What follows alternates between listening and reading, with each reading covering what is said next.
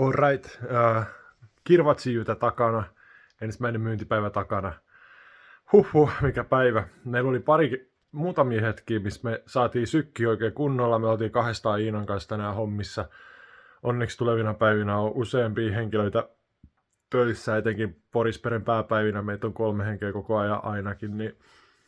Tai siis 3 henkeä pitäisi olla koko ajan, niin pystyy vähän tauottaa ja etenkin nämä kiireiset välit tekemään sitten isommalla porukalla hommia auttaa tosi paljon. Nyt oli vähän liiakin kiire välillä. Mitäs muuta? Tämä keskiviikko tästä jäi nyt käteen sillä lailla, että meillä on paljon opittavaa organisoinnissa. Mun sisarusten kanssa tiiminä, yrittäjinä, niin tarvii vähän saada lisää siihen skillsejä ja muutenkin kokemusta ehkä näistä tämmöisistä tapahtumista ja näihin osallistumisesta. Mutta ihan hyvä päivä kaiken kaikkiaan. Jäätiin jonkun verran meidän myyntitavoitteista. En ole varma, laitettiinko nyt myyntitavoitteet liian korkealle. Onko se siitä kiinni, että siellä on myyjiä hiukan enemmän kuin silloin oletettiin silloin, kun me ilmoittauduttiin tähän tapahtumaan mukaan, vai onko se sitten kiinni siitä, että esimerkiksi meidän tuotteet on nimetty hiukan epäselvästi.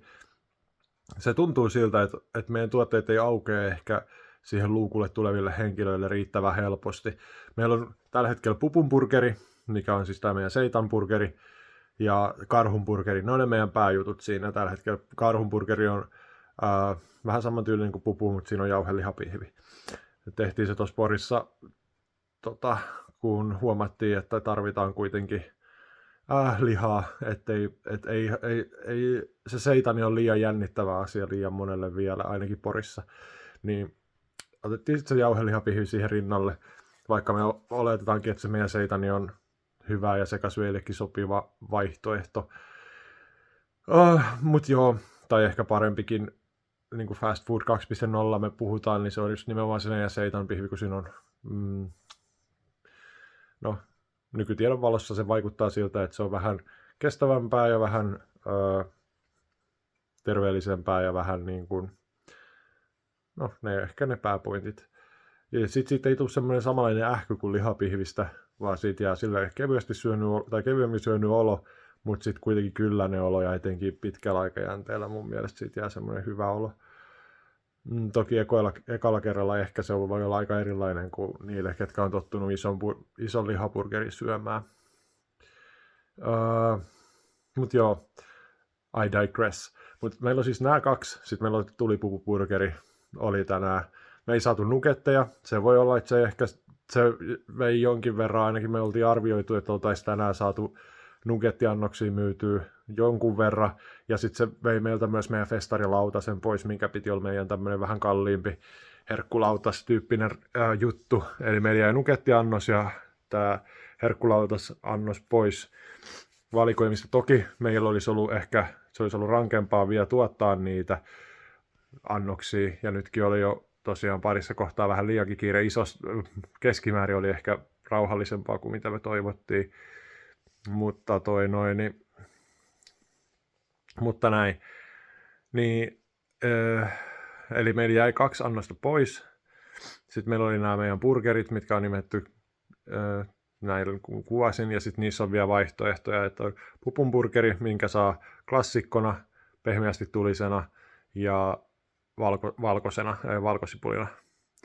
Ja sitten on karhunburgeri, missä on klassikko, kurkkumajo ja PPQ-kastike. Ja sitten oli savunen ja pehmeän tulinen ja jalapeno cheddar. Ja sitten toi valkoinen karhu, mikä oli meidän valkosipulisämpylä ja valkosipulikastike. Ja mä luulen, että me harkitaan ehkä huomenna, että otettaisiko me sitten perjantaille kuitenkin muutettaisiin tämä homma sillä, että meillä olisi valkosipulihampurilainen, savuchili-hampurilainen, jalapeno cheddar-hampurilainen ja en mä tiedä sitten vaikka PPQ-kurkku. Ja sitten näistä saisi sitten otettua aina sen niin kuin seitan tai lihapihvin vaihtoehto. Se voisi myös sopia siihen, että kun meidän festareiden osallistumiskustannukset on niin korkeat, niin meidän on pakko nostaa vähän hintoja. Toki me ollaan nyt korvataan se sillä, että me tarjotaan siihen ranskalaiset ja koleslovi, eli vähän niin kuin ateria, mutta normaalisti meillä ateriaan kuuluu juoma, niin nyt sitä juomaa ei tällä kertaa ole, koska meidän kylmätilat on niin rajalliset. Juomat olisi ollut myös ihan hyvä idea. Festarilla aika korkea toi kate noissa juomissa, mutta meillä tosiaan nyt kun me ei otettu kylmävaunuun tällä kertaa mukaan, kun se olisi lisännyt vielä riskejä kustannusten suhteen, niin ei ole tilaa oikein niille juomille. Mutta se voisi jatkossa olla hyvä, etenkin jos me otetaan kylmävaunu, tai sitten kun me päästään semmoiseen toimintavarmuuteen, niin se voisi olla aika hyvä. Mitäs muuta? Joo, tämmöisiä nyt tästä päällimmäisenä on mielessä. Kello on nyt, katsotaan mitä tämä näyttää, 1.55 ja 12 käytännössä lopputilaisuus. Viimeinen annos me myytiin ehkä vartin yli 12 tai jotain. Okei, mä en tiedä. Toivottavasti ei ole liian iso rikos. Mun mielestä silloin vielä näytti siltä, että muutkin oli vielä auki, niin mekin oltiin hiukan auki ja siinä oli vielä jotain vähän musiikkia ja ihmisiä vähän liikuskeli ja näin, niin me oletettiin, että se oli sitten vielä ihan ok, mutta joo, sitten me siivoiltiin ja jäätiin nyt siivoin. Me oltiin selkeästi hitaimmat poistumaan sieltä. Toisaalta me ei oltu pidetty kunnollisia taukoja ja siivottiin sitten siinä lopussa väsyneinä vaunuun. Ja, se oli tosi hienoa, että siellä oli pesupaikalla tämmöinen Metoksen pesukone, niin se oli kiva yllätys, tai sille ei me oltu tajuttu sitä, niin ei onneksi tarvinnut tiskejä sentään tuoda kotiin ja tiskata, tai tänne yöpaikkaan, missä nyt on, tai vielä Iinon kotiin. Niin, mutta joo, tämmöisiä ajatuksia ekasta päivästä päällimmäisenä. Tästä tuli paljon pidempi jaarittelu kuin mitä mä oletin, mutta joo, vähän jännittää, aika paljon jännittää, että miten me onnistutaan noista pääpäivistä, saadaanko me tuotettua tarpeeksi nopeasti tavaraa ulos ja kuinka kauas me mahdollisesti jäädään meidän myyntitavoitteista, mutta ei ehkä ole, ei vielä näytä mahdottomalta, etenkään jos me saadaan nämä nukettiannokset mukaan ja jos ne sitten nappaa vähänkin tulta alle. Mä luulen, että ne voisi sopia tonne kohtuullisen hyvin. Siellä on yllättävän monta burgeripaikkaa otettu tällä kertaa. Että siellä oli ainakin kolme, ainakin 2 meidän lisäksi. Toinen on ihan meidän naapurissa ja toinen on vastapuolella parikymmenen metrin päässä kentän toisella laidalla. Niin kova on kilpailu. Hintataso on hiukan matalampi kuin mitä Helsingissä oli Tuskassa, kun mä osallistuin. Että siellä oli lähtökohtaisesti 15 euron burgereita. Tuolla oli ehkä silleen, että meidän naapurilla oli jotain 15 paikkeilla. Vastapäätä oli 12-15. Meillä oli 12-16. Toki meidän burgereihin kuuluu ne ranskalaiset ja koleslovi myös. Ja tai semmoinen niinku runsas kourallinen, semmoinen 150 grammaa ranskalaisia. 100 oli suunniteltu, mä tein vähän runsaita, niin mä luulen, että siitä tuli vähän isokin annos välillä, mutta toivottavasti ihmiset ei hirveästi pahastunut. Joo, ja muutenkin olisi hauska, kun kuulisi vähän enemmän palautetta. Jotenkin tälleen alussa, kun on, niin olisi tärkeää kuulla sitä niin kuin epäonnistumisista saisi suoraan. Et nyt mä oon kautta rantain kuullut pari juttua, että on ollut vähän tyytymätön asiakas ja näin, mutta yleensä me ollaan kuultu vaan positiivista ja on tultu kiittelemään ja hyviä burgereita ja hyvä meininki. Ja sitten niin ollaan vähän, meillä on ollut se käsitys, että kaikki menee ihan tosi hyvin sillä saralla. Mutta musta tuntuu, että me ei ehkä saada ihan tarpeeksi palautetta. No, tämmöistä. Joo, jaarittelu näin jatkuu. Noniin, mutta nyt mä lopetan tältä erää.